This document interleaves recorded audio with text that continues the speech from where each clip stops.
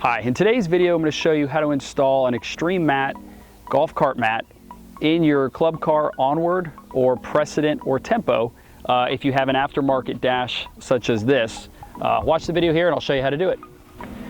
Now when installing the mat, we want to put the mat on the floorboard, go over the pedals. You can tuck the mat back to the base of the seat.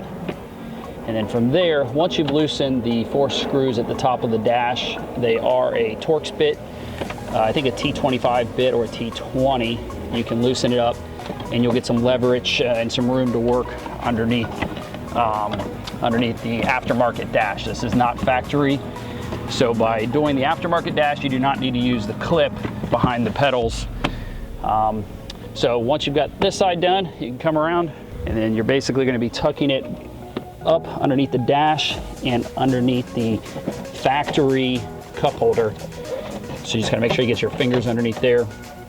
And then the last little piece on the far right.